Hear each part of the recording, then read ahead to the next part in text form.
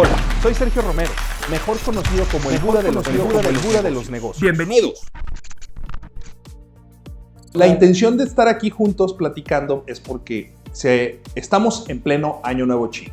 ¿Qué es el Año Nuevo Chino? Sabemos que históricamente es cuando China detiene su economía y prácticamente comienza o celebra su Año Nuevo, ¿no? Es muy diferente al Año Nuevo occidental, lo que nosotros estamos celebrando o acabamos de celebrar hace un mes, las festividades de Año Nuevo, ¿no? Entrando el 2023.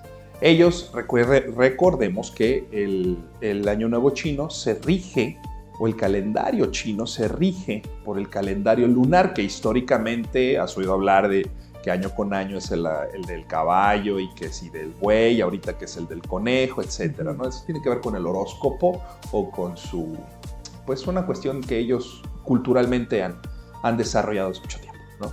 Pero bueno, vienen las festividades de Año Nuevo chino. Pero no sabemos, o sea, porque dices, sabemos que el Año Nuevo chino es así, pero realmente no lo sabemos. O sea, el Año Nuevo chino es más cortito, es más largo. No. El Año Nuevo chino es prácticamente 13 fases lunares de 28 días, ¿sí? Y que casualmente coincide con nuestros finales de enero o principios de febrero.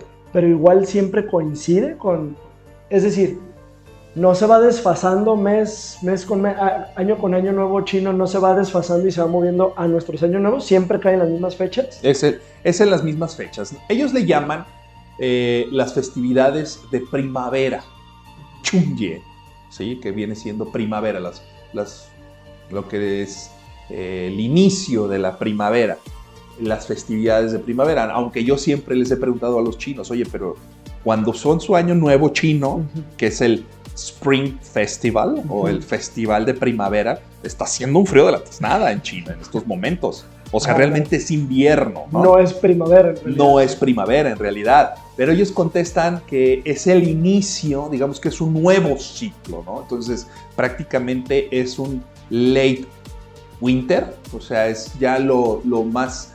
donde ya la parte más fría del invierno sucedió y comienza ya la bajada y empezará a llegar la primavera. Y nos dirigimos hacia la primavera. Hacia la primavera. Por eso le llaman el Spring Festival, ¿no? Okay. Y entonces dura exactamente lo mismo, o sea, cambiará... Cambiará unos días, sí. 10 días, 15 días. Exactamente. En esta ocasión, este año, está llegando prácticamente el 28 de enero. ¿Y eso es tarde? Al contrario, es temprano. Temprano. Históricamente siempre es en la primera quincena de febrero. Algunas veces ¿sí? Se recorre a la última semana de enero, pero más o menos siempre está brincando entre la última semana de nuestro enero y las 2 primeras semanas de febrero. Y ahorita 2023 va a caer... El 28 de enero. 28 de enero. De enero, ¿sí? Comienzan las festividades. ¿Sí? ¿Y qué animal vamos a tener este año? El conejito. El conejo. ¿Este va a ser el año del conejo? Déjame confirmar. Pausa. Oye, y en lo que estás viendo, ¿y se repiten los animales? ¿O sí, nunca se ha repetido? No, sí se repiten. Ningún animal. ¿Y tienen cierta cantidad de animales? Este año celebran el año del conejo. Año con año va cambiando. Son una cantidad determinada, finita de animales, ¿sí? Y van cambiando. Pues se va recuperando. No recuerdo si son 12 o 13 animales los que cíclicamente van repitiendo, se va repitiendo. Y ahora sí, explícame cómo es un año nuevo chino. O sea, para nosotros acá en Occidente, ¿qué diferencias encontraríamos en los años nuevos? Primero dime, ¿cómo es un año nuevo chino? ¿O qué es? ¿O qué estaría interesante que supiéramos de un año nuevo chino? Y luego dime qué diferencias. Ok. A mí me gustaría platicarte 2 vertientes. Una es la parte cultural y otra parte es la parte económica, que es ahí donde queremos llegar en este programa, porque sí es muy interesante la manera en cómo el presidente Xi Jinping manejó sus políticas famosas de COVID-0 y de la nada desaparecen. Pero eso lo vamos a dejar un poquito más adelante. Y sí tiene que ver con un año nuevo. O sea, sí. Para mí, a mi punto de vista, fue sumamente estratégico y táctico la manera en cómo se desarrolló o cómo lo hicieron en esta ocasión. Pero vamos primero empezando con una parte de la cultura. Similitudes con nosotros, ninguna. De plano no. De plano no. En el mundo occidental nosotros tenemos el Año Nuevo como una herencia prácticamente de la cultura romana, ¿sí? Ellos fueron los que instalaron en Occidente un tipo de calendario que partimos, incluso hay un suceso histórico, el nacimiento de Cristo para el mundo occidental, en este caso el mundo cristiano, y ahí parte el después de Cristo y el antes de Cristo. Pero esto es una herencia desde un punto de vista cultura romana, ¿no? Desde un punto de vista de cultura asiática, ¿sí? Porque coincide alrededor de China, pero bueno, pensando y entendiendo que China como gran potencia mundial es quien rige con el calendario, pero estamos hablando de que estas festividades no solamente en China, sino Taiwán, Hong Kong, algunas islas del sur, incluso llega un poco hasta Tailandia en algunas regiones. Entonces, el Año Nuevo Chino es el inicio, ¿sí?, de una nueva era. Así como nosotros también tenemos nuestros propósitos y qué hiciste y que ya me voy a poner a dieta y que ahora sí lo cumplo, etcétera. Bueno, significa un cambio de, ¿no? Una renovación de. Igual en el mundo asiático también es una renovación de, ¿no? Pero en este caso tiene que ver, cosa interesante, con cosas que tienen que ver con el campo, agricultura, nuevos ciclos, ¿sí? Por eso es el festival de primavera, porque para ellos la primavera en tiempos ancestrales significaba nuevas tierras, nuevas cosechas, nuevos frutos, etc., etc. O sea, todo nuevo, nueva era, nuevo ciclo. Entonces de ahí viene el asunto del Año Nuevo Chino. Y las festividades, bueno, pues es por celebrar que se acaba lo viejo, las cosechas ya pasaron, ya es el invierno. Considerando que el invierno es una temporada o es una época del año en la cual pues la vida, ¿sí?, la vida como la conocemos pues viene a menos, ¿no? Las plantas, no hay cosechas, no hay agricultura, todo muere, pero vuelve a nacer, y eso es lo que celebran desde un punto de vista cultural el Año Nuevo, ¿no? Entonces es una gran festividad, ¿sí?, que celebran los chinos, incluso de manera familiar. Las familias se juntan a celebrar ese nuevo ciclo que inicia, ¿no?, el Año Nuevo Chino. Todos nos reunimos al calor del hogar, ¿sí?, y pasamos mucho tiempo juntos. Y ahí no tiene nada que ver la industria. No, por el momento ahorita... Fábricas, nada, o sea, simplemente cierran. Cierran. Sí tiene que ver, o sea, sí hay un cierre, pero es un cierre obligado, que es ahorita donde yo quiero llegar. Te platico unas cuantas tintes culturales. Por ejemplo, en Año Nuevo, la gente un día antes comienza a limpiar la casa, ¿sí? Y tienen de tradición ir barriendo la basura desde arriba hasta abajo, desde lo más profundo de su casa hacia la calle, ¿no? Y estar sacando, porque para ellos significa lo viejo se acabó, fuera, viene lo nuevo, ¿no? ¿Cuestiones de vibras y eso también, o es nada más cuestiones de...? Bueno, sí tiene que ver con creencias, ¿no? O sea, si la vibra o no es creencia de la gente, pues a final de cuentas, en la mente de los chinos sí existe esa parte de tradición, ¿no? Y a lo mejor podríamos hablar incluso de hasta superstición, ¿no? Alguna de las características que a mí me impacta de la cultura china es que son súper supersticiosos. Son muy supersticiosos. Muy supersticiosos, ¿no?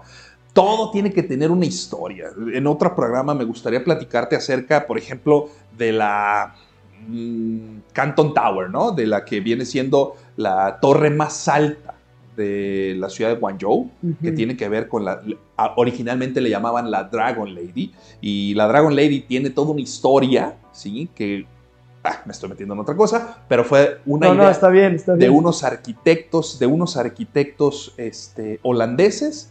Estudiaron bien el mercado, estudiaron bien la cultura y dicen, nuestra propuesta tiene que tener una cuestión de misticismo. Y gracias a ese misticismo ganaron el contrato los holandeses para poder construir esa torre, ¿no? Pero entonces es una cultura muy, muy supersticiosa. ¿Y hay algún porcentaje de la población ahorita, actualmente, que ya no sea tan supersticiosa? ¿O no, eso es algo de ellos, 100%? Eso es algo de ellos y no es como aquí en siendo. México que hay algunas corrientes y que no, eso no es cierto o algo así. No, es algo muy de ellos, es parte de la cultura. Es más, no me imagino un chino no siendo supersticioso. Okay. ¿No? O sea, por ejemplo, en el mundo occidental, el número 13, ¿no? Vamos a hablar de una numerología. Ajá. El número 13, generalmente no hay asientos 13 en los aviones. En los elevadores, no hay piso 13, ¿no? Bueno, allá en Asia existe el número 4. No existen las filas número 4, no existe el piso 4, porque eso en su idioma, el 4 es su, ¿no? Pero con un acento un poco más su, viene siendo muerte, asesinato, pérdida de vida, ¿no? Entonces ellos dicen el 4 su. Entonces lo relacionan y dicen, no, mejor no hay que tener el 4, ¿no? Mejor ahí déjale. El 4 es de mala suerte. Okay. ¿Sí? Ellos son muy de ese estilo, ¿no? Entonces la cultura es muy supersticiosa, ¿sí? Entonces, regresando un poco a eso de la barrida, pues tiene que ver con alejar los malos espíritus, los viejos espíritus, las malas vibras. Quizás a nuestros ojos pudiera funcionar así, ¿no? Sácalo de aquí y bye. Después, las cenas, a mí me encanta mucho la comida china. Pero la comida china es muy diferente a lo que nosotros podemos encontrar aquí en los centros comerciales o en algunos restaurantes, totalmente diferente. Las comidas chinas o la cena de Año Nuevo chino es siempre será alrededor de una mesa redonda, valga la redundancia. Uh-huh. No puede ser una mesa de cabecera, no puede ser una mesa larga rectangular, tiene que ser redonda, en la cual toda la familia se sienta alrededor y al centro de la mesa tienen que estar varios platillos de manera indistinta. Puede ser carne, pollo, res, verduras, lo que sea, pero deben de ser muchos platitos, ¿sí? Pero lo interesante es esta parte de la mesa redonda, ¿sí? En el occidente, ¿dónde vimos las mesas redondas? ¿O dónde hemos visto que tienen cierto peso, cierta importancia? La mesa redonda, pues nada más aquella historia de los caballeros, ¿no? De la mesa redonda, ¿no? Porque para que no hubiese una diferencia de estatus entre los caballeros, el rey, bla, bla, bla, ¿no? Esa es una cuestión romántica, en Occidente eso no se da, pero en China sí es muy importante. ¿Y es por la misma razón? Sí, de la igualdad, de que todos en torno a, no hay ningún rango arriba, no hay ningún rango abajo, nadie es el importante y todos estamos en familia disfrutando de esta nueva era, de este inicio de nuevo ciclo, deseándonos los mejores o deseándose los mejores, ¿cómo se llama? Los mejores deseos o expectativas, ¿no? Pues, en Occidente también.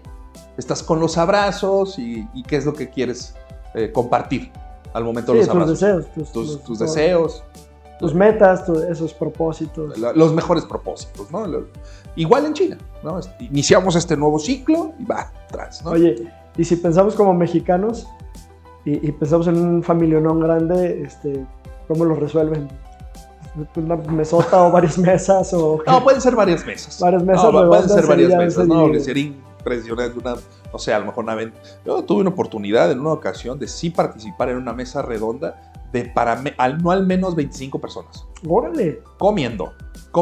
Mesonón. Oye, sí, es un mesonón. Oye, ¿cómo llegabas al centro por los alimentos? No, está muy curioso porque tenían así estaba, así, y era una mesa redonda giratoria, pero era automática. O sea, no siquiera la tenías que empujar. Entonces, era como un carrusel, ¿no? Ajá. Los platillos tienen que estar dan vueltas, entonces agarras el que querías, ¿no?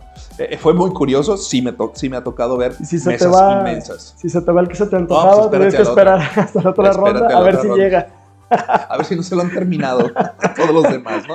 Sí, así es, pero sí sucede. Pero sí, todo tiene que ser en una mesa redonda. Okay. Sí, es curioso, pero bueno, así sucede. Y para ellos como les te digo, es una época muy importante familiar. En el mundo occidental podríamos verlo en Norteamérica, el Día de Acción de Gracias, que es cuando se junta la familia. Uh-huh. En México generalmente es en Navidad, ¿no? Una época muy familiar, fechas muy familiares. Sí. Pudiéramos tener tratar de homologar o de hacer la analogía, ¿no? Pero ese es el Año Nuevo Chino en China. ¿No? Oye, y un dato más, me diste dos interesantes, un dato más. Y algo así como de inicio, o sea, porque tienen así como barrer, es como lo que ya pasó, pero algo como para empezar, ¿no tienen algo? Podemos estar viendo festividades también, por ejemplo, dentro de las celebraciones, la quema de cohetes, de fuegos pirotécnicos, en las danzas del dragón, que esos sí son En Año Nuevo también famosas. ellos se avientan la casa por la ventana con pirotecnia. Con pirotecnia, sí, les gusta mucho la pirotecnia, ellos ahora sí que son los creadores de la pirotecnia, pero también la utilizan. Existen también festivales de canto y comparten algo de lo posible, poca arte que hayan hecho de manera familiar. Si a alguien le gusta cantar, si a alguien le gusta escribir algún poema, qué sé yo, también eso sucede. Lo también comparten ahí. Lo comparten en ese momento. Ok, entonces dime las tres datos culturales del Año Nuevo Chino. Uno es el de barrer, ¿no? Con su onda supersticiosa, barrer desde arriba hacia abajo, barrer y sacar todos los malos espíritus. Dentro de la casa, todo. Desde el closet hacia afuera, ¿no? 2, comer alrededor en una mesa redonda. Eso sí es parte del requisito. Una mesa redonda compartiendo los alimentos. Y 3, la quema de fuegos artificiales, espantando a los malos espíritus. Es parte de las celebraciones. Padrísimo. Oye, y ahora sí, vámonos a la parte técnica de la industria. La parte económica, ¿no? La parte económica. Desde tiempos ancestrales, o bueno, ya cuando China comienza a industrializarse, por ahí de la época de los 40, de los 50, comienzan a seguir respetando estas tradiciones. Desde el gobierno, sí se imponían o se obligaba a mantener estas tradiciones. Pero algo que quiero hacer una pausa, quiero platicarte un poco acerca de cómo se organizan los sites o las fábricas. Vamos a ver un poquito más atrás, del gobierno. El gobierno comunista, cuando cae el gobierno de derecha, es el que hubo a Taiwán, y se queda el gobierno de izquierda, liderado por Mao Zedong, o Mao Zedong, como lo conocen aquí en Occidente, Mao Zedong. Una de las primicias, una de las, no primicias, sino de los principales lemas a seguir era estudio para todos, alimento para todos, educación para todos, trabajo para todos y vivienda para todos, ¿no? Entonces, esta ideología desarrolla industria de una manera muy peculiar. En Occidente no lo conocemos. Esto es, en una hectárea, ¿sí?, de terreno, una industria tenía que ser levantada con 3 edificios. Un edificio dedicado a la producción, un segundo edificio para lo que es oficinas, comedor y salones de capacitación, y un tercer edificio con viviendas, dormitorios. Esto es lo que es muy interesante, porque comienzan a darle la oportunidad a que mucha gente pueda trabajar. ¿Cómo? El gobierno desarrolla y empuja este tipo de organización de industria con 3 edificios a lo largo de toda la nación. Se extendió por toda la nación que la industrialización debería de ser en ese sentido. ¿Con qué intención? Llevando trabajo a todas las comunidades. No se concentraron en las grandes ciudades, que eso es un tino muy interesante que mucho tiempo después lo van a capitalizar. En ese momento era llevarle trabajo a todo mundo, ¿no? A todo el país. Recordemos que China, en tiempos de que cae el imperio, ¿sí?, que cae el emperador y empieza la derecha, no dejaba de ser un país rural, 100% agrícola, con una extensión impresionante de kilómetros cuadrados de tierra como nación, mas sin embargo, con toda esa vastidad, ya no sé si está bien dicho, pero con esa tierra tan vasta, con esas extensiones de tierra que tenía, pues no dejaba de ser un país pobre, ¿sí?, desde un punto de vista occidental. Entonces lo que hace el gobierno es empujar las industrias hacia zonas rurales, ¿sí? Eso obligó y comenzó a provocar desarrollo económico, ¿sí?, de infraestructura a la nación. Quizás un desarrollo de infraestructura pues un poco chafona, ¿no? Llamémosle así porque todavía no existían los medios económicos que tienen el día de hoy, pero mal que bien comenzaron a aventar industria, ¿no? Expandir la industria. ¿Sí?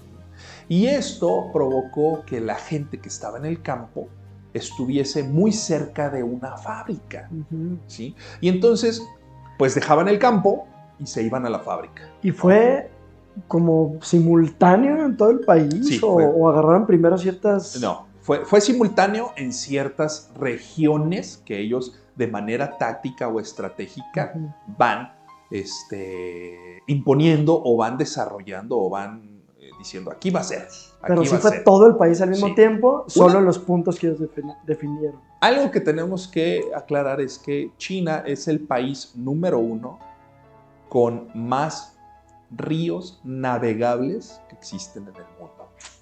¡Órale! Entonces, todas las ciudades, el desarrollo tecnológico, el desarrollo de industria o la industrialización, sí tuvo que estar o tiene que ver con los ríos. Donde había ríos, ahí pusieron industria, ¿sí? Porque de esa manera, navegando, podían estar sacando el material o sacando la fabricación de adentro hacia afuera, ¿no? Eso es algo que...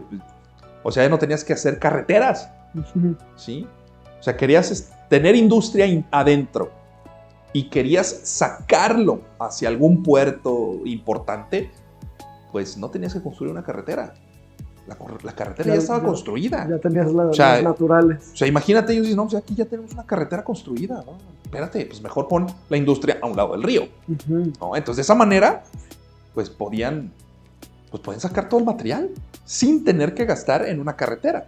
Aquí para construir una carretera, todo el dinero que se mueve, claro, no tenemos ríos navegables, ¿no? Ahí desbaratan todo, ¿no? Entonces, bueno, pues esa es una de las grandes ventajas de manera natural que China tiene. ¿Sí? Después, ellos comienzan a impulsar las industrias locales, empiezan a impulsar a los empresarios locales, ¿sí?, para que puedan desarrollar la industria. Pero hubo un decreto por ahí en algún momento de la historia en la que ellos tenían que, y aquí es donde comienza a tomar forma esto del Año Nuevo Chino, que es por qué se detiene el país, ¿no? Nos vamos para atrás. El decreto fue, empresario de tal lugar, de tal localidad, aquí está el dinero para que pongas la industria, ¿sí? Nosotros te empujamos, pero con una condición, que el 40% de la población que tú vas a tener ahí o de los empleos que tú vas a producir o a ofrecer, a generar, tienen que estar ocupados por gente de otras provincias. Nosotros estamos en Jalisco y Jalisco me dice, oye, aquí está el dinero para que pongas industria, estoy aquí en Guadalajara, nada más que el 40% me la vas a traer de Chiapas. El 40% de la gente te la vas a traer de Chiapas. La vas a capacitar, les vas a dar de comer y les vas a dar alojamiento. ¿Te acuerdas que te dije que había un edificio dedicado a dormitorios? Precisamente para eso, ¿no? Entonces, el gobierno chino comenzó a dar este pleno empleo, podemos llamarlo así, pleno empleo, a toda la nación. ¿Y estabas obligado a traerte de cierto lugar o nada más con que fueran de fuera? Estabas comprometido a ambas cosas, a buscar gente de fuera, o el gobierno decía, hey, donde necesitamos gente de oferta de trabajo o digamos que les hace falta trabajo, es en tal región o en tal región. Órale. ¿Sí? O sea, si nosotros, como haciendo una analogía muy burda, ¿sabes qué? En Tabasco tenemos un déficit de empleos. La industria, el gobierno te decía, ok, abre la industria y tráete gente de Tabasco. ¿Sí? Y entonces ponías la apertura, se solicitan 50 personas de producción y le ponías el anuncio en Tabasco. Y requisito indispensable, ser de Tabasco. ¿Sí? Entonces, de esa manera comienza el gobierno a dar pleno empleo, pero si te fijas, en una nación tan grande, comienza a tener que haber gente que tiene que migrar de manera temporánea hacia el lugar donde me están dando el trabajo. Claro. Sí. Se calcula que al día de hoy, más o menos unos 400 a 500 millones de personas trabajan bajo este sistema. Actualmente. Entonces, imagínate que en un momento como el Año Nuevo Chino, donde la celebración es familiar, el movimiento de gente que esto genera, ¿sí? Del norte al sur, del Todo sur al norte. el mundo regresa a su lugar de origen. Todos regresan a sus lugares de origen. Y nadie se mueve con familias, o sea, solo se mueven las personas que van a ir a trabajar. Mira, aquí en México podemos hacer la analogía burda del paisa que se va a Estados Unidos. Y en diciembre regresa en sus camionetonas cargado de regalos y cargado de dinero y cargado de todo para toda la familia del pueblito de Zacatecas, ¿no? Entonces, algo así sucede. Si la gente que se mueve es la gente que trabaja, la gente que produce. Y lo que sí mucha gente, por ejemplo, aquí en México, pues su sueño, aunque no muchos lo logran, es llevarse a sus familias, por ejemplo, en este caso, a Estados Unidos. Acá nunca se previó esa parte de llevarse a familia, esto nunca estuvo contemplado. No está contemplado, no está contemplado. Te digo, hay toda una estrategia, porque lo que se necesita es que tú produzcas dinero en el sur y regreses al norte a tu pueblo a dejar el dinero, a dejar el recurso. Y de esa manera logras una distribución un poco más pareja, más uniforme. ¿no? Más uniforme de los recursos. En este caso, si el que se fue a Estados Unidos regresa por su familia y se la lleva, esos dólares ya nunca llegarán acá. Ya no llegan a México. Ya no llegan a México. ¿Me explico? Sí, es que aquí estás haciendo la analogía con dos países y allá la estrategia es interna, o sea, que fuera interestatal aquí en México, ¿no? Pues sí, porque entonces lo que logras hacer es tratar de unificar el reparto de la riqueza, ¿no? O sea, de verdad que China, a mi punto de vista, han sido muy estratégicos y han tenido mucha inteligencia para poder llegar a donde están. No, de lo que llevamos ahorita de platicado van 10 temas que pudiéramos solo hablar de... Solo hablar de eso. Hay algo aquí importante que creo que también puede estar interesante. ¿Cómo se definió quiénes iban a empezar esas empresas? O sea, ¿el empresario era de otro lado? ¿Agarraban un empresario local? ¿Quién estaba dentro de la categoría de un empresario que pudiera ser apoyado y quién era alguien de changarro que no valía la pena impulsarlo así? El gobierno provocó, si estábamos hablando, es una buena pregunta, porque oye, si era un país rural, pues a quién de repente se le ocurre, yo quiero poner una fábrica de algo, ¿no? ¿Cierto? Aquí tuvo que ver un poco una visión por parte del gobierno que tiene que ver de cómo desarrollar. Pero eso es después del 78. Antes del 78 existe una caja negra, poco conocemos de China.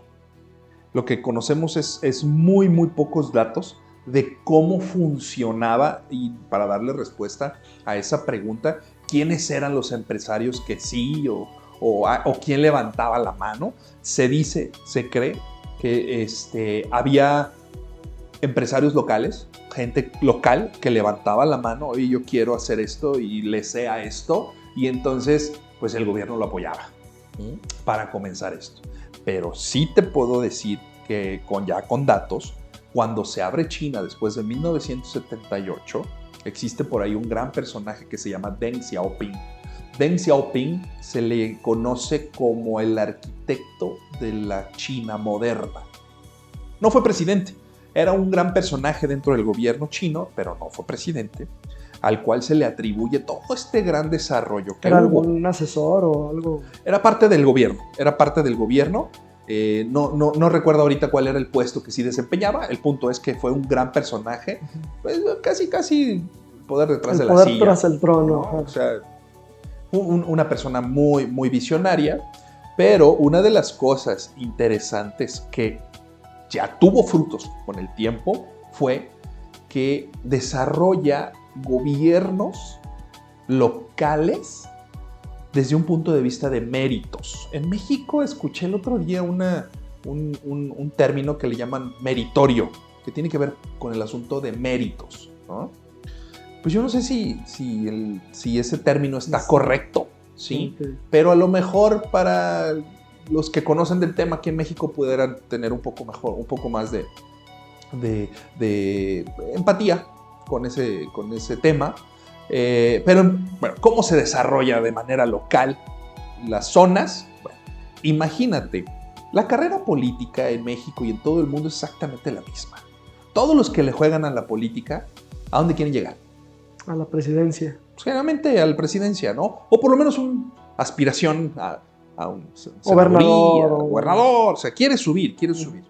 Deng Xiaoping dijo, ok, todo el mundo, que era un país muy grande, todo el mundo quiere llegar, todos los que estamos en la política, queremos llegar a la silla grande, ¿sí? Pero dijo Deng Xiaoping, muy atinado, conforme los frutos de desarrollo económico de tu región, es que podrás hacer puntos para poder aspirar a algo más, ¿no? Para poder hacer esto, y te voy a ejemplificar de una manera muy burda, imagínate que aquí en el estado de Jalisco, tenemos 150 alcaldías, 150 municipios, ¿sí? Y que de la noche a la mañana la constitución del estado de Jalisco cambie y diga que el próximo gobernador del estado de Jalisco será aquel presidente municipal que logre representar o que logre demostrar un crecimiento económico fehaciente dentro de su municipio. No. ¿Qué lograrías en 150 alcaldes? Claro, una competencia extraordinaria de crecimiento. Una competencia extraordinaria.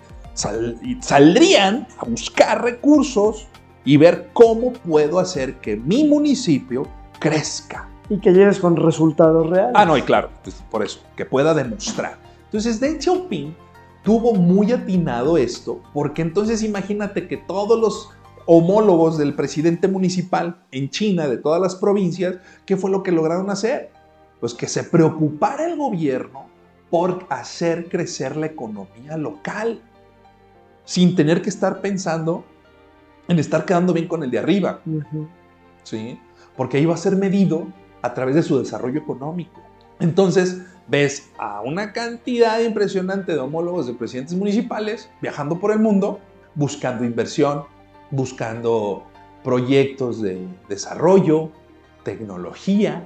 Entonces, comienza el empresario chino el político a hacer mancuerna con el empresario local para poder hacer desarrollo dentro de su área. Claro, que crezca. Entonces, esto hace que de manera natural logre China tener un desarrollo económico de manera local muy rápido, exponencial, ¿sí? Y entonces eso es lo que con el paso del tiempo pues le va dando la carrera y la supremacía a China en las listas, ¿no? Antes de los 80s, China no aparecía en la lista ni en el top 100 de las economías más importantes del mundo, ¿sí? O sea que pudiéramos decir que tiene apenas China tiene 40 años. China tiene 40 años, o sea, es impresionante el cambio económico, ¿sí? O macroeconómico que China tiene en 40 años. Ningún país lo ha tenido. Nadie, ni siquiera Estados Unidos. En 40 años no logró hacer, no fue la primera potencia. ¿Sí? No ha habido país, Y ni siquiera te digo 40 años, ¿eh? Yo te digo que 20 años. A los finales de los 90, China era parte de la bola de los tigres asiáticos, que ese es otro tema que algún día vamos a platicar. Eran un montón de países asiáticos, por ahí salía China, los tigres asiáticos. No, ni siquiera sobresalía. En lo que viene siendo la primera década del milenio, entre el 2000 y el 2010, China prácticamente no solamente los deja atrás, se los come. Se come a los tigres asiáticos, a Filipinas, a Taiwán, a Tailandia. Todos estaban allá en Singapur, todo el mundo. O sea, China es el dragón que prácticamente se come a todos los tigres asiáticos. Si lo queremos poner desde los animales de la superstición asiática, ¿no? Y esto se le atribuye a Deng Xiaoping, marca O sea, él esas fue directrices. realmente el parteaguas, porque de ahí va a salir un súper tema entonces donde te voy a pedir Es correcto. 10 datos o 10 Deng cosas Xiaoping, que haya hecho. su biografía, pues prácticamente a él se le atribuye, ni a Mao Zedong, ni a Lao Tse, ni a Sun Tzu con su, ¿cómo se llama? El de la guerra. Él escribió este libro famoso de las estrategias de la guerra. O sea, Deng Xiaoping es el personaje central. ¿Todavía vive él? No, ya no. Deng Xiaoping ya no vive, pero él es el personaje central al que la China moderna le atribuye o le puede reconocer que está donde está. Xi Jinping o todos los presidentes previos, ellos tienen que ver con seguir la visión. Pero ¿qué es la fortaleza de China? Que si tú puedes ver después de Deng Xiaoping los presidentes que ha habido, y desde que yo tengo la memoria es señor Hu, y luego fue Xi Jinping, ellos tienen la capacidad, de adoptar las visiones de los antepasados y seguir en la misma línea.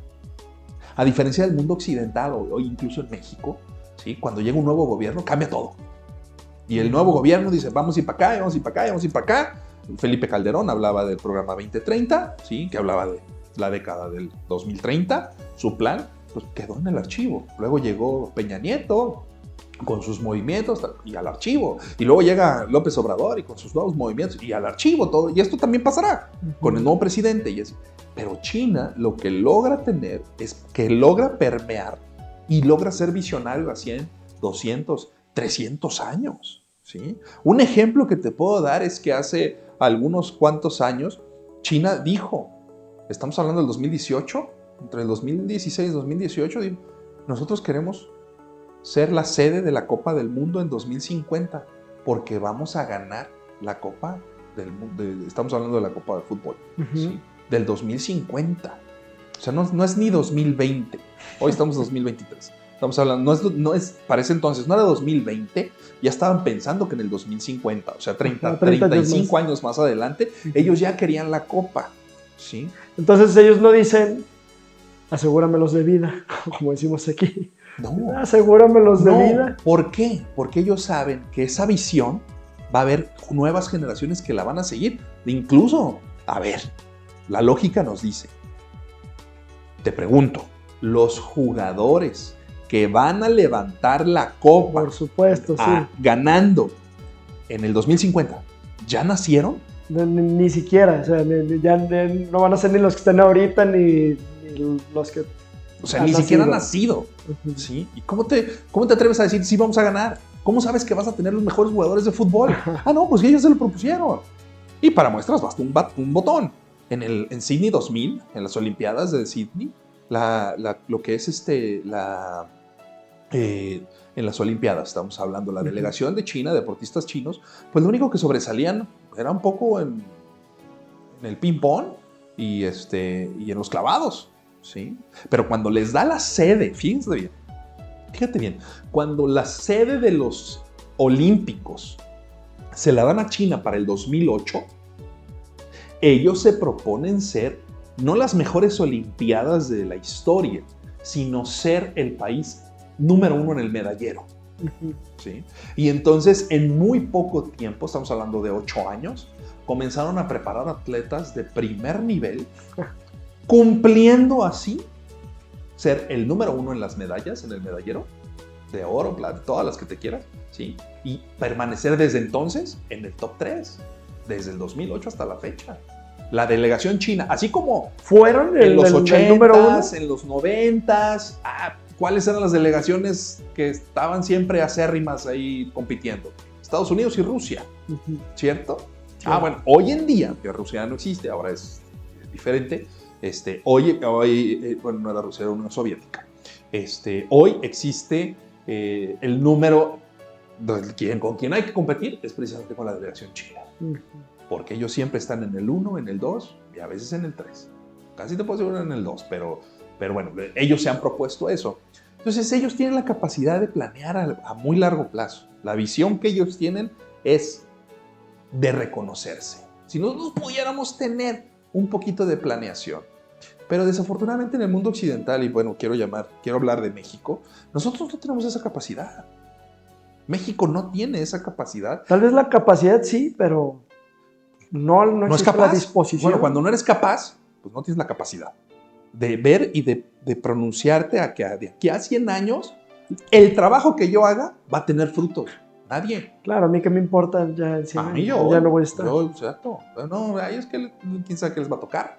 ¿Sí? No tenemos esa capacidad. No lo vemos. China sí. De seguir esa visión. China sí. Oye, y quiero este tema porque sé que nos va a llevar a algo que quieres compartir.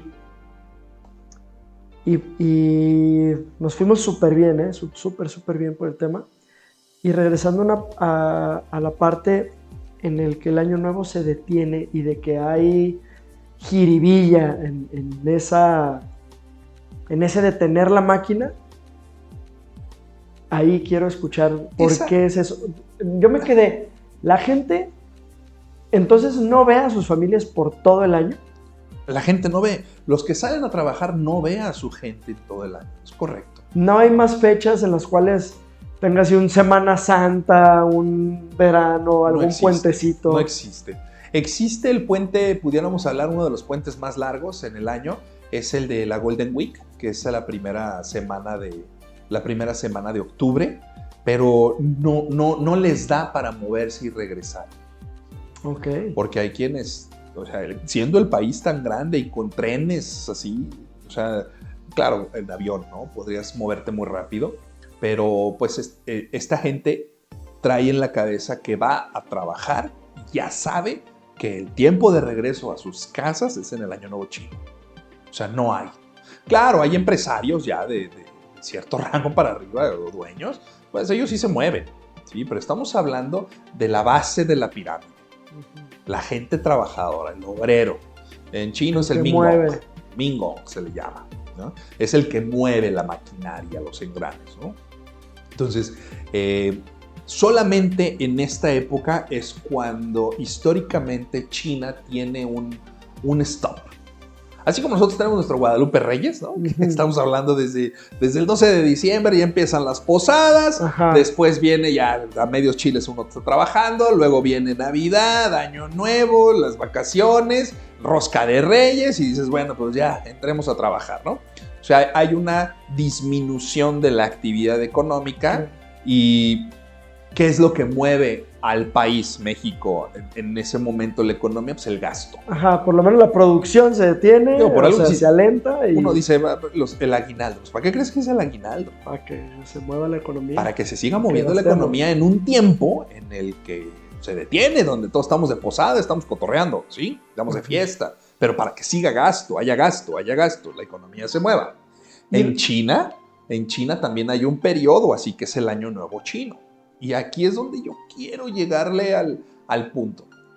Voy a ser breve en explicar que la economía china se detiene porque todas las fábricas, no hay actividad económica ni 5 días, así de cajón, 5 días antes y 5 días después del Año Nuevo. A esto hay quienes se toman más tiempo antes y más tiempo después, ¿sí? Pero al menos de 3 a 4 semanas el Mingong tiene derecho. Y ya es algo que está cantado. Desde que me contratas, ya sabes que tienes tus 20 días, tus 25 días de vacaciones en el Año Nuevo Chino. Entonces todas las fábricas, sí o sí, dan vacaciones a todos. Cierran. Se cierra totalmente. O sea, de plano, ¿tú has pasado un año nuevo allá en China? No es común que haya turistas. No es común que haya, no, pero es muy difícil. Es muy difícil porque todo está cerrado. Todo está cerrado. Hasta las atracciones turísticas llegan a estar cerradas. O sea, puedes pasar, claro que hay manera, etcétera, pero muchos lugares están cerrados, mucha actividad, todo viene a la baja. O sea, literal, el humo de las fábricas deja de salir. Deja de salir. Hay un shutdown total en lo que viene siendo la producción. Y estamos hablando de casi un mes. Casi un mes. ¿Quieres platicarnos ahorita de cómo es la vida de un trabajador? Es decir, o lo puedes tocar rápidamente, porque me suena a que te vas un año a chambear. O sea, me suena a que el año de ellos es 11 meses trabajando y un mes de descanso. Pero en esos 11 Literal, meses hay así recreación, hay visitas, o es nada más estar trabajando. Mira, hay muchas leyendas urbanas de que la explotación en China y la esclavitud en China, etc. Ahí te va, no es cierto. O sea, no existe.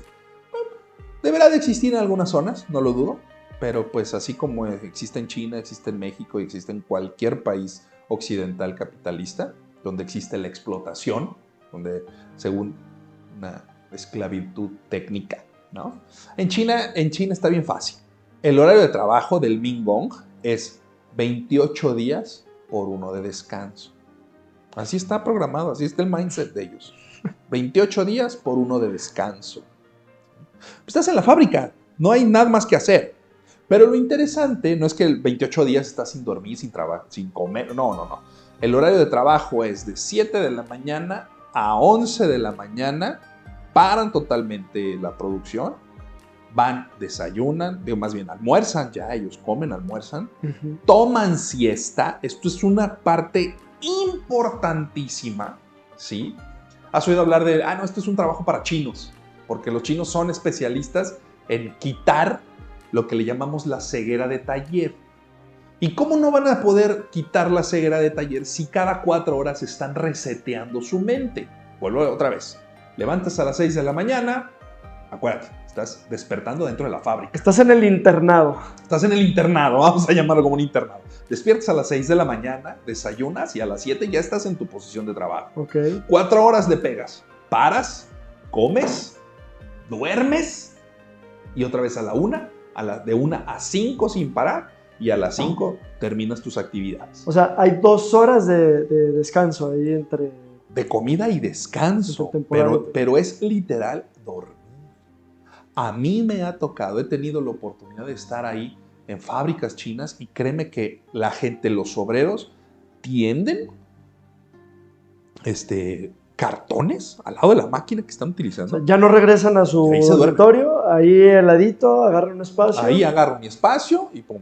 No, habrá quienes sí tengan oportunidad de regresar a su dormitorio, pero me ha tocado, por ejemplo, gente ya, a lo mejor mandos intermedios. Lo que tú sí has visto, ajá. Mandos intermedios que ya viven en una casa a lo mejor a media hora, o a 20 minutos, a 15 minutos, ya no se salen, se quedan ahí comen todos dentro de la industria y ahí duermen. O sea, digamos, el directivo, digamos, el colaborador, sí se pudiera ir a su habitación porque está ahí en el edificio contiguo, pero los directivos ya de plano ahí se quedan. Ahí se quedan. Hay directores generales que tienen sus mega oficinas y unos sillones enormes y ahí se duermen. ¿Te ha tocado verlo? Sí, claro. Duermen la siesta. Es chistoso, pero sí, entras... Generalmente uno como extranjero, sí, el trato es un poquito diferente en cuanto a que ellos rompen con su rutina. Ellos a las 11 ya te están llevando a comer o a almorzar, ¿sí?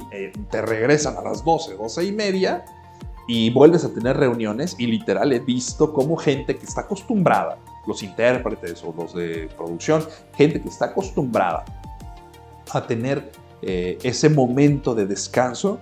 Estamos en la reunión y se están durmiendo. Se empieza a desconectar. O sea, el traductor que está ahí. El traductor, mira, me ha tocado ver al traductor así. Mr. Sen says it's okay. ¿Quién sabe qué dijo el chino? Dice que sí. Mr. Sen says it's okay. No, o sea, pobrecitos ya con los ojos así, con el mal del puerco a todo lo que da. No, nosotros tendríamos. Entonces, me ha tocado ver eso. Pero eso les da el power para la 1. Para la 1. ¿Otra vez? ¿Y cuánto mencionaste? Hasta las 5 de la tarde. Y ahí ahí paran. Generalmente estos sites de fabricación tienen lugares recreativos. Hay una cancha de básquetbol. Es muy común el básquetbol. Vaya. No sé de dónde viene.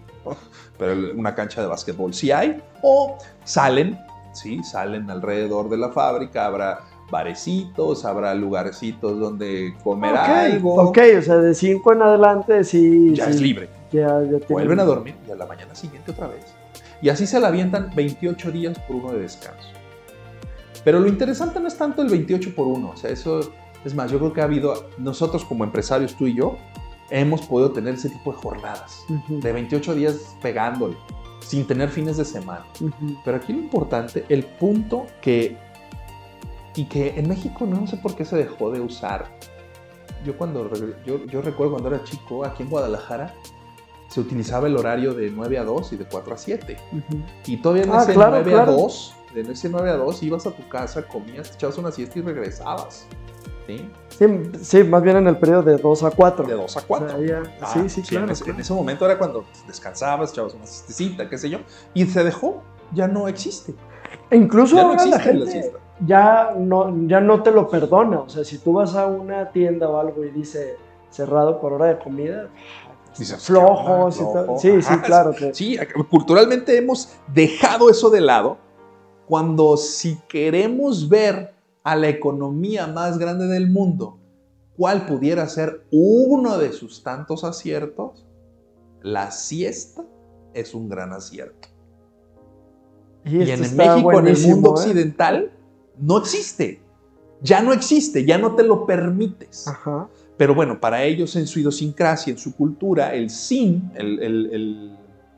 lo que es el carácter chino, sin, que significa, tiene dos connotaciones o tiene dos significados, mente y corazón. En el occidente nosotros sí tenemos mente y corazón separados. Mente, la cosa lógica, las ideas, la creatividad, y el corazón, la pasión, los sentimientos, las emociones, son separados. En el mundo occidental, en el mundo asiático no es así, en el mundo oriental no es así. El sin es lo mismo, mente, corazón, ¿no? Entonces, para ellos, el sin es muy importante, cuidar el sin, cuidar el corazón, cuidar la mente. Porque es lo mismo, entonces son el mismo valor. No pueden existir separados, no pueden existir separados, para ellos es uno solo. Entonces, para ellos, necesitan coexistir. El sin, necesitan darle mantenimiento al sin. ¿De qué manera? Dándole de comer, descansándolo. ¿Sí? Y al final ves que es mucho más productivo. Eso el resultado, claro, porque 2 jornadas de 4 horas al día te producen lo que una jornada de trabajo así te produce lo de 3 jornadas seguidas, ¿no? O sea, sin parar, como lo pudiéramos pensar aquí en México, ¿no? Porque, o sea, tú puedes empezar con toda la energía a las 9 de la mañana y a las 12, 1 ya te andas acá, claro. Y ya mejor me levanto y me hago tarugo, voy por un café, que voy por el cigarro, que voy a la tiendita y puras de esas. Claro, porque necesitas el break. Claro, se necesita el break. Entonces los chinos lo tienen muy bien entendido eso. Y eso es parte de su ADN, de su éxito. Sí veo a Xi Jinping haciendo eso como presidente de nación, haciendo esa siesta, esa pausa en el día. Y esto está buenísimo. Es parte del mantenimiento que le tienes que dar al sin, a la mente y al corazón. Y en México o en el occidente no lo hacemos. O sea que esas nuevas ideas, o sea que aquí, entre comillas, es algo nuevo de reducir las jornadas. Sobre todo lo vemos mucho a nivel empresarial, ¿no? Que reduzcas tu día porque eres más efectivo, etcétera. Pues en realidad no tiene nada de nuevo. O sea, ya eso es algo que ya es algo que históricamente, que al contrario, tuvimos el desacierto, ¿sí? Tuvimos el desacierto de ya no tenerlas, de quitarlas. Eliminarse. Porque si las tienes, eres un huevón. ¿Sí? Entonces, no, yo lo último que quiero es que me vean como un huevón. Ah, no, pues entonces quítala, ¿no? Entonces mejor trabaja todo el tiempo y, pues, al final de cuentas eso no es productivo. No eres tan productivo. No es productivo. Pero bueno, todo esto... Ah, bueno, ibas a comentar algo. Bueno, ahora irnos al clímax de esto. ¿Qué relación tiene hoy 2023, este año nuevo? Ellos han estado confinados. Igual, si puedes platicar un poquito, porque yo me lo acabas de decir hace unos días, que seguían ellos en confinamiento y creo que hasta lo anunciaste, que ya por fin se iba a acabar el confinamiento. Para nosotros la pandemia terminó, digamos, entre comillas, porque sabemos que hay contagios y todo, pero digamos que la pandemia terminó, pues por lo menos ya tiene un año que terminó, ¿no? Para nosotros. Pero para ellos siguen en cuarentena, siguen aislados, siguen confinados. ¿Cómo es? ¿Y qué relación tiene entonces que ahorita en Año Nuevo como que ya liberaron? ¿Qué tiene que ver COVID o cómo relacionan ellos COVID con toda esta infraestructura económica? Mira, todo hay que considerar que desde tiempos, pero ya hace algún tiempo, el presidente de la OMS dijo unas palabras algo así. Lo que es la COVID-19 es una enfermedad endémica, se declara enfermedad endémica. ¿Qué significa esto desde un punto de vista técnico? Que llegó para quedarse. No se va a erradicar, ¿sí? Entonces, con estos anuncios, con esta promulgación por parte de la OMS, los países occidentales comienzan a reajustar sus políticas que tienen que ver con lo que viene siendo el cuidado de la salud, ¿no? Ya dices, ves que ya es una enfermedad que llegó para cuidarse, mejor cuídate y saber qué pasa. Llegan las vacunas, ¿sí? Empieza a haber un fortalecimiento ahí. Lo que le llaman la selección natural, ¿no? Lo que le llaman la selección natural, o lo que es tratar de llegar a lo que le llaman ¿cómo se llama esto de rebaño? La inmunidad. La inmunidad de rebaño, la famosa inmunidad de rebaño, sí. Pero algo que sucede en China, China no adopta estas políticas. ¿Qué dijo? Ellos continuaron con lo suyo. Su política, COVID, cero. No les importó. No hicieron caso al mundo. Tontos o no, yo no puedo decirlo, porque si algo tienen los chinos, y lo puedo reconocer, y ahorita te lo puedo firmar, es que tienen todo menos de tontos. Sí, claro. Oye, ¿por qué no hicieron ellos eso? Lo mismo que nosotros en México ya hicimos. Ya ahorita pues, hay COVID, pero ya desde hace mucho tiempo quitamos el cubrebocas, quitamos las medidas sanitarias, etcétera, porque entendemos que la COVID pues, es una gripa que ojalá y no te mate, ¿va? Sí, pero ya existe, coexiste, y tenemos que aprender a vivir con el bicho, en pocas palabras, a convivir con el bicho. Pero en China no. Entonces, platicando un poco acerca de cuando se promulga que la enfermedad es endémica, hay que alcanzar la inmunidad de rebaño, China hace caso omiso a esta situación. China dice no. No, yo sigo con mis políticas de COVID cero. Entonces ellos seguían confinando, salía un infectado, lo encerraban y encerraban el edificio y no podían ni salir. Hubo mucho hartazgo social. Pero una de las cosas que más pegó en esta historia de la que estamos platicando es que esos confinamientos COVID cero, esas políticas de COVID cero, hace un año y hace 2 años, en tiempos de Año Nuevo Chino, cuando existe lo que le llaman la migración más grande del mundo, o sea, gente del norte moviéndose al sur, del sur al norte, imagínate que cierran las fronteras. Entonces, había gente, al día de hoy, diciembre pasado, había gente que todavía ni siquiera en 2 años no había ido a sus casas. En diciembre, hace un mes que acaba de pasar. Exacto, que en el Año Nuevo Chino del 2021, COVID cero, cerradas las fronteras, no podías pasar. Entonces tenías que regresarte y se soplaron todo el 21, todo el 22, les volvió a tocar todo el 22 y entonces había gente que tenía 2 años sin ir a sus casas. O sea, la diferencia entre la pandemia o el confinamiento occidental y el confinamiento asiático, dínoslo tú, pero aquí fue en nuestras casas, allá fue en la chamba. Lo que pasa es que si estás confinado, pues te van, o sea, no puedes pasar. Es como decir, yo soy de Michoacán y trabajo en Jalisco. Y para las fechas decembrinas quiero regresar a mi casa en Michoacán. Pero la frontera entre Michoacán y Jalisco está cerrada. Entonces yo no puedo pasar. Pues ¿qué es lo que hago? Pues me regreso a donde estoy viviendo, en Jalisco. A ver, dime la diferencia entre el confinamiento occidental y el confinamiento asiático en COVID. En cuanto a confinamiento, tiene que ver que en China el confinamiento era muchísimo más estricto que en otros países. Voy a hablar de México porque fue el que me tocó vivir, ¿no? El confinamiento en México fue, al menos aquí en Guadalajara, fue todos a sus casas. ¿Podías salir? Sí, podías salir.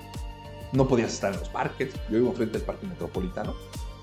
El Parque Metropolitano estaba cerrado, pero no está enrejado. Tú te metías y llegaba una patrullita y la gente te sacaba, va para afuera, ¿no? Regrésate a tu casa. Era un confinamiento quizás más, desde un punto de vista más responsable hacia la gente. Pero en China era más coercitivo. Con los recursos que tienen, ellos sí llegaban y ponían rejas. Rejas, imagínate que sales de tu casa y de repente ves una reja que ya no puedes salir ni a la calle. O sea, no puedes cruzar la calle. Estás enrejado, estás enjaulado. Y una persona ahí. Y seguridad allá afuera con sus batas estas, con estos overoles así todos, me parecen astronautas, ¿no? O sea, porque entonces te confinaban ahí. Entonces, cuando suceden los confinamientos y viene el Año Nuevo Chino del año pasado y el antepasado, ¿sí? Las provincias, no podías estar cruzando las provincias.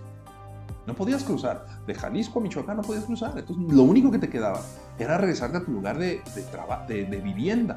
Y como tú vives en la fábrica, pues el confinamiento lo pasabas en la fábrica. El punto no es el confinamiento. El punto es que no podías ir a tu casa. ¿Sí? Entonces, hace 2 años y hace 1 año sucede eso. Imagínate, desde un punto de vista social, el enardecimiento que existía en la gente que estaba viviendo bajo esas condiciones. El hartazgo social era tal que había ya demasiada presión social, ¿sí? Hacia el presidente, hacia el gobierno, hacia el presidente Xi Jinping con sus famosos confinamientos COVID-0. De verdad que a mis ojos hoy te puedo decir que fue un error, ¿no? Porque mientras el mundo occidental ya abierto totalmente, recibiendo turismo, intercambiando ya divisas, etc., ya existía y era una realidad. En China no. Es más, al día de hoy, el puente aéreo más importante entre América y China está cerrado, que es el de Estados Unidos. Todos los vuelos que salen de Estados Unidos hacia China no existen. Cuando antes de la pandemia había más de 60 diarios. Wow. Sí, entre los aeropuertos más importantes de puertas que van a Asia, ¿no? Estamos hablando aeropuerto de Los Ángeles, San Francisco, Seattle, Chicago, Dallas. Había vuelos diarios. Las Vegas, había vuelos diarios y recibía vuelos diarios de China, pues entre China y Estados Unidos. Era un puente aéreo. Hasta la fecha sigue cerrado. Entonces, a mi punto de vista, eso está equivocado. El mundo ya abrió y ustedes no. Pero no puedo decir eso porque si algo he aprendido en los últimos 20 años con los chinos es que tienen todo menos el pelo de todos, ¿sí? Entonces, por algo sucede. Pero algo que a mí sí me parece bien interesante es que en diciembre dice China o dice el presidente Xi Jinping, perfecto, se acabó COVID-0. La política de COVID-0 no funcionó, trajo estragos económicos, quitamos la COVID, quitamos las restricciones de COVID-0, ¿sí? Pero tácticamente, ¿por qué no las quitó en junio pasado? ¿Por qué no las quitó en marzo del año pasado? ¿Por qué no las quitó en septiembre? ¿Por qué las quita ahorita? Porque ahorita lo que va a suceder es que gracias al Año Nuevo Chino empieza a haber un movedero de gente, la migración, y el bicho va para allá y acá. O sea, va a haber un contagiadero, ¿sí? Pero en un confinamiento de manera natural, que históricamente en enero y febrero la gente se confinaba. ¿Por qué? Por las celebraciones del Año Nuevo Chino. Entonces, dice China, ahorita es cuando. Porque las celebraciones del Año Nuevo Chino las van a pasar enfermos, contagiados. Pero esa táctica, ese momento de enfermedad, no va a afectar la producción. No afecta la producción. No afecta el desarrollo económico, por lo menos al exterior. Quizás de manera interna puede llegar a afectarse el consumo interno. Pero sabemos que China no vive del consumo interno. China vive de lo que es la fabricación al exterior, la venta al exterior. Y durante estos 2 años, confinados entre comillas, en las fábricas, siguió la producción. Claro que sí, porque tú A ti te ha pegado. O sea, o a quien ha estado enfermo de COVID, pues, son 15 días. Te tiro una semana, pero sigues trabajando. Entonces, el obrero, pues, se lo confinabas 15 días y ahí lo tenías. ¿Ya? Le dabas En su habitación. En su habitación una semana, pero ya después estaba listo. Órale, vámonos a trabajar, a seguir trabajando. O sea, enfermedades sí había. O sea, no dejaron de producir. No dejaron estos de 2 producir. años. Confinaron, pero no Confinados, pero dejaron de no producir. dejaron Eso fue una producir. estrategia. O sea, la fábrica, vivías dentro, estabas confinado dentro de la fábrica, no podías salir. Nosotros tuvimos varios episodios, sobre todo en la zona de Guangzhou, es en el sur, en la zona de Cantón. Varios fabricantes no nos dejaban pasar a hacer inspecciones, ¿sí? de calidad o inspecciones de previos para cosas que estábamos comprando. Y nos decían, no, es que no puedes pasar, externos no pueden pasar. Estamos confinados dentro de la fábrica, pero la fábrica seguía trabajando. Pero estamos confinados, ¿sí? Entonces, por cuestiones de COVID. Y por cuestiones de COVID, ¿no? Pero seguían trabajando. Y ahorita, entonces, tácticamente, a mí es creo que una de las tantas cosas que le puedo reconocer al presidente Xi Jinping, decir, ahora es cuando hoy sí los dejo que se enfermen, porque no me afectan macroeconómicamente hacia el exterior. Todos se van a ir a sus casas, enfermos, pero históricamente en esta temporada no había producción. Y aparte lo va a lograr de una manera masiva, espectacular. O sea, todo el que se va a enfermar en estos 20 días. Y el que logre pasar, pasó. Y el que no pasó, pues como Ya. en México o como en otros países, que los que se adaptaron y pasaron, pues, nosotros sabemos que quien sobrevive no es el más fuerte, sino es el que se logra adaptar a las condiciones naturales o nuevas naturales de los estragos que puede estar haciendo este virus. Ha habido muertes allá, Sí, las hay. por supuesto en porcentaje de Sí, población, sí las pero ha hay. habido como lo hubo acá en las hay. Occidente. Sí las hay, claro que sí. Puedo decirte que se espera tener cerca de 80 millones de personas muertas, 80 millones muertos.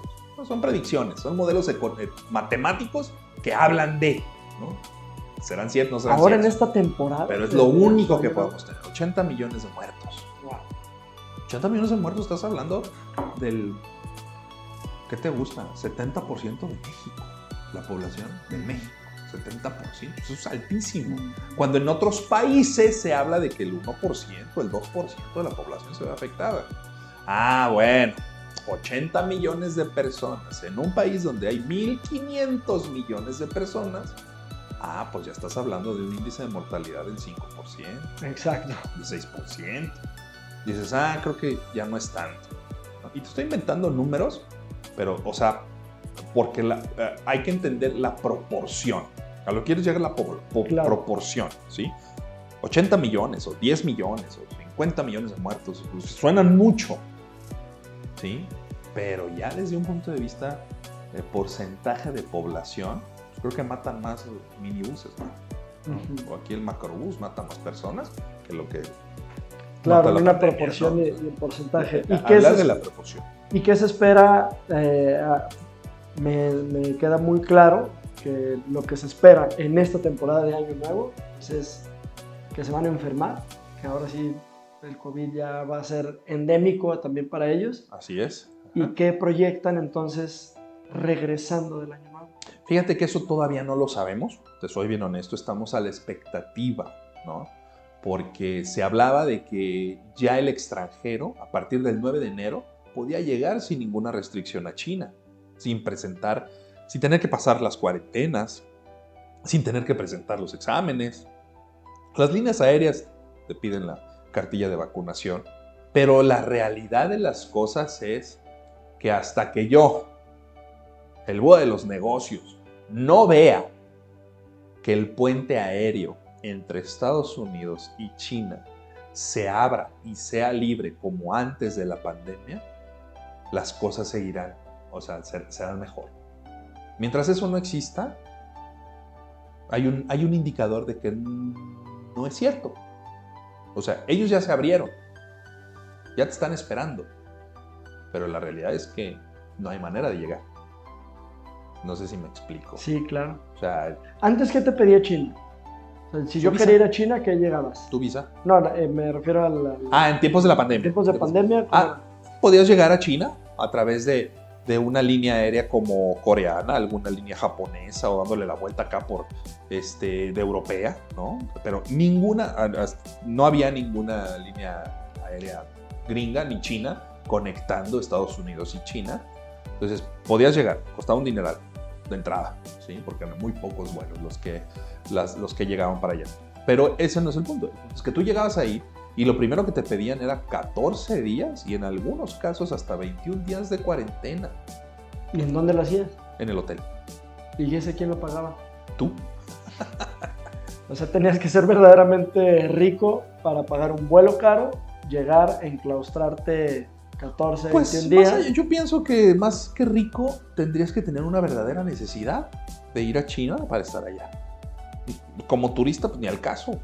Para una misión comercial como las que nosotros organizamos de llevando empresarios a la Canton Fair, o sea, ni la Canton Fair dura lo que la cuarentena te iba a durar. Claro. ¿Me explico? Entonces, pues obviamente no era viable. A lo mejor directivos de empresas transnacionales asentadas allá, o sea, que vivían acá, pues regresaban, pues sí, tenían que pasar, porque su lugar de trabajo, su lugar de vivienda o vivir está ahí, en China. Pero si no tenías nosotros, por ejemplo, nosotros tenemos desde octubre del 2019 que no vamos a China. A pesar que es una parte fuerte de tu trabajo. Es parte fundamental del desarrollo que nosotros tenemos como empresa. Porque una de nuestras tareas o labores es llevar empresarios a China para que desarrollen esos puentes comerciales y de producción con empresarios chinos. Y desde entonces no lo hemos podido hacer. Afortunadamente existen otros medios para hacerlo. La tecnología es lo que nos ha ayudado a seguir desarrollando proyectos de importación con empresarios chinos o con empresas chinas. Y una vez que terminabas tu cuarentena ya podías libremente ahora salir y ahora ahorita ya no hay cuarentena, ahorita ya puedes llegar. Llegas tú y listo, sin ningún problema. Tienes que traer una prueba PCR negativa con no mayor de 72 horas a la hora de tu llegada y listo, con eso podías tú pasar, ¿sí? Pero si nos vamos a tiempos antes de la pandemia, tú encontrabas un vuelo redondo Estados Unidos-China en el equivalente a $600, $700. Y eso provocaba y ayudaba a que la gente fuera, ¿no? Ahorita todavía no, como te digo, no está abierto el puente aéreo, pero puedes ir vía Corea, que es el más común, pero pues tienes que pagar $3, $4, $5,000 por un boleto. Wow. Entonces eso todavía no, pues no está arreglado, ¿no? Todavía no hay manera de lograrlo. ¿Y ellos están saliendo? Se habla de que iba a haber una salida masiva de chinos ya. Volvemos a lo mismo. Sí puedes salir, pero no hay aviones en que salir. Entonces como, sí, ya puedes salir. ¿Y ahora en qué me voy? Pues no hay en qué te vas. Entonces realmente ellos tampoco van a salir mucho ahorita. No, es una parte táctica. O sea, no es psicológicamente, no es lo mismo decir, estás encerrado, puedes estar libre, pero no hay manera de salir. O sea, psicológicamente sí, pero ya creo que es un efecto diferente. Porque yo quiero, porque me están obligando. Pero bueno, por lo menos ya me puedo mover libremente dentro de mi país. Que eso es lo que sí está sucediendo, eso es lo que sí está logrando. ¿Y hay algo que nos vaya a afectar, ya para cerrar, algo que nos vaya a afectar o algo que tengamos que hacer nosotros para estas afectaciones macroeconómicas o algo que vayamos a detectar, a ver? Mira, hemos estado viendo el superpeso, ¿sí? Con unos tipos de cambio muy, muy accesibles, lo que hace muchísimos años, estoy hablando desde el 2018, 2018, 2017, a niveles de ese entonces estamos llegando con el tipo de cambio. ¿Esto qué es lo que va a provocar? Esto provoca que las importaciones se abaraten y por ende el consumo de productos importados de China comience a moverse más de lo que ya se movía. Pero eso no es, a mi punto de vista, eso no es algo nuevo. Yo que estoy en el negocio de las importaciones, con pandemia o sin pandemia, con contenedores de $15,000 o de $3,000, seguimos comprando igual. Seguimos consumiendo igual. Claro, el impacto en el bolsillo del mexicano sí se ve afectado porque esos $15,000 de flete marítimo que ahorita, bueno, que estuvimos pagando por contenedor de China, Manzanillo, se lo trasladabas al producto. ¿Sí? Lo pagaba el consumidor. Lo pagaba el consumidor y eso se traduce en inflación. Hoy, ¿habrá una deflación? Pues históricamente el empresario que llega a tener los beneficios de tipo de cambio, lo que le llamamos ganancia cambiaria o utilidades cambiarias, generalmente no se las pasas al consumidor. Poco a poco se las vas pasando, pero a través de descuentos, a través de promociones. Pero de que baje el precio de los productos, no creo. No sucede. Okay. O sea, si antes una televisión la veías en 8,000 pesos y hoy la vas a ver en 4,000, la vas a ver a través de una promoción, pero no como un precio de lista. ¿Sí? En México eso no sucede. Entonces, ¿qué es lo que nos espera? ¿Qué es lo que nos depara para el 2023 en el asunto de las importaciones? Es que sigamos igual o mejor por el superpeso. Pero China, como fábrica del mundo, yo siempre le he dicho así, la fábrica del mundo sigue trabajando. Confinada o no confinada, siguió trabajando, siguió operando y siguió haciéndose y fortaleciendo y consolidándose como la economía número 1 del mundo.